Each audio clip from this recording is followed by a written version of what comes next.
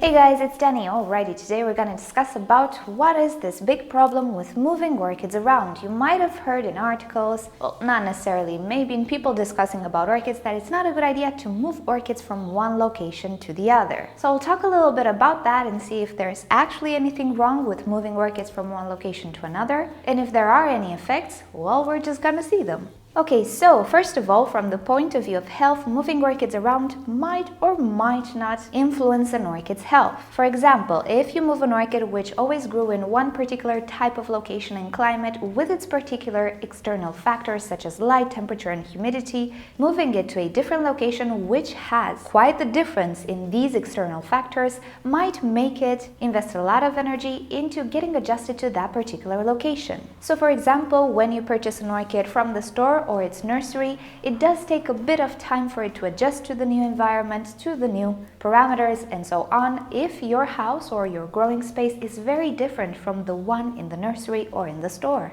But this accommodation only refers to this major difference between the environments. If there is no major difference between the two environments, then the orchid really doesn't feel all that much that it has been moved, at least from the point of view of development and growth. So if you move the orchid in the same room in pretty similar locations, there is a high chance the orchid will not interrupt its growth or take a pause to adjust or anything of the sorts. Most probably it will continue growth just as normal and it will not be affected by the move. So this moving around needs to be from one very different location to another. Moving it around in the room really doesn't have any real bad effects. Also, when it comes to the actual movement, orchids really don't react bad if you shake them a little bit in the process. What affects them is if you put them in a means of transportation with some extremes. For example, you purchase an orchid from the nursery, you let it in the car for a few hours, and then that car overheats in a parking lot or something. Yes, that can seriously affect the orchid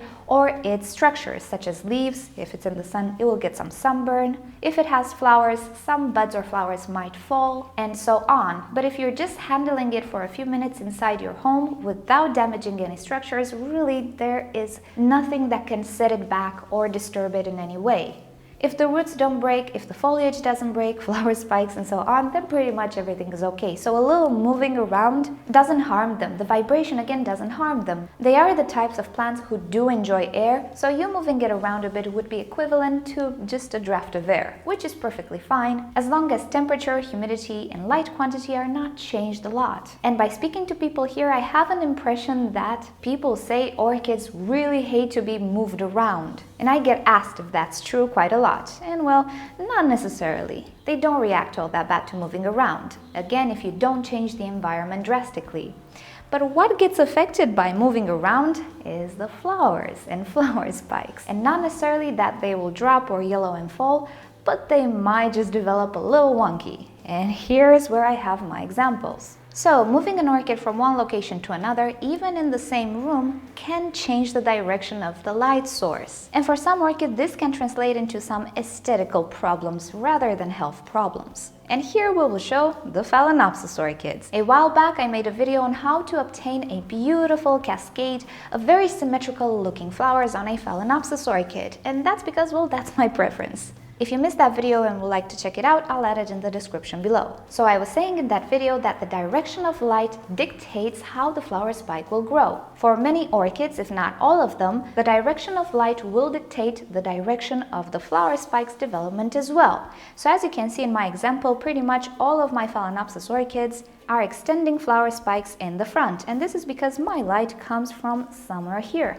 A flower spike rarely will go to shady sides, so wherever the light is stronger, that's where the flower spike will tend to head towards. The problem comes when you are changing the direction while the orchid is developing its flower spike. A few things can happen. The flower spike can take a sudden turn if the light direction is changed drastically, but worse than that, the alignment of the buds will be affected as well, because it's not only the flower spike which will try to go towards the light, also the buds and flowers will try to arrange themselves so that they face the light source. So if midway you are changing the direction of the light, some buds will still retain the old direction and will try to face the older direction, and the new buds will try to face the new direction.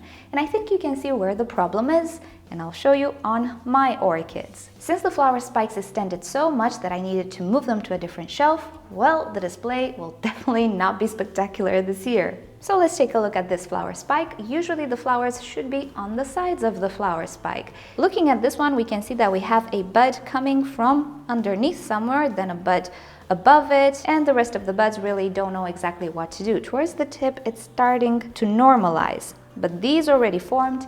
An orchid cannot change the location of this little stem. What it can change is the rotation of the bud. And in some cases, that's not enough for a pretty display. But this is a mild case. Let me show you something worse. Having multiple light sources can actually interfere with this display as well.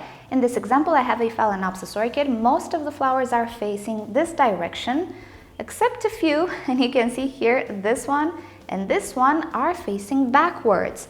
What could be the explanation for that? Well, she is sitting near a white wall, and this wall reflects light a lot. It reflects it as much as to make the buds, or the flowers, at least some of them, to orient themselves towards that wall. And needless to say, it's not pretty.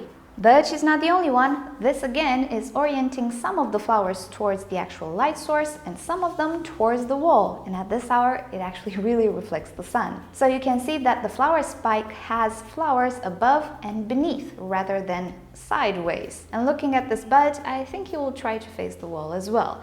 So from this point of view, pretty much the display was messed up, at least for some of the Phalaenopsis orchids, simply by either moving their location, either providing, unwillingly at least, multiple light sources. Now regarding the orchids that we buy, initially they are grown in nurseries, and usually in nurseries light comes from above, or at least it arches according to the movement of the sun. And this is how we usually get a pretty uneven display, and well, that can be a pretty display or not, depending what you want. But if we are looking for a display that will face only one side, well, we need to keep in mind the light source in this aspect, because this really influences the development. Now again, it's not something that affects orchids negatively. It doesn't harm them, it doesn't mean they are sick or it can make them sick. It's just purely for our delight. And especially if we decide to offer a location with multiple light source, well, again, we can expect an uneven display of flowers, more obvious with Phalaenopsis orchids, but obvious with some other orchids as well. So when it comes to moving orchids around from the point of view of health and being set back and all of that, it really doesn't matter if the external factors don't change all that much. The more this difference between the two environments, the more chances we have for our orchid to actually stale, take a pause from growing for a while, until it manages to really adapt to the new situation. But when it comes to the development of flower spikes and aesthetics, oh boy, moving it around even in the same room can have some effects that we might not like.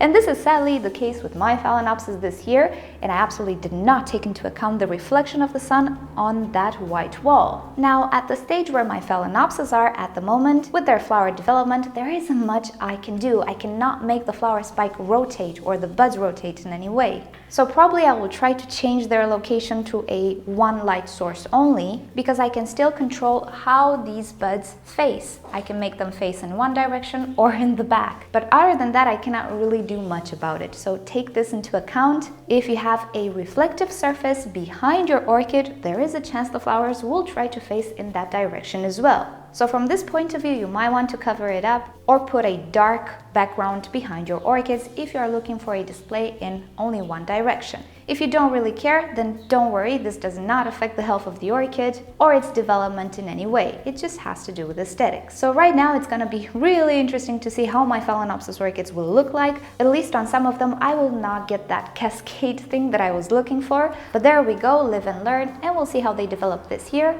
And most probably next year I'll be more aware of the situation and place them in a location that only offers one direction of light. So alrighty guys, thank you for watching this video. Hope you found it useful. If you've enjoyed it, please give it a thumbs up. If you hated it, give it a thumbs down. Subscribe to my channel for daily orchids and plants videos, and don't forget to turn on notifications so you never miss a video. And with that said, I'll see you all next time. Bye!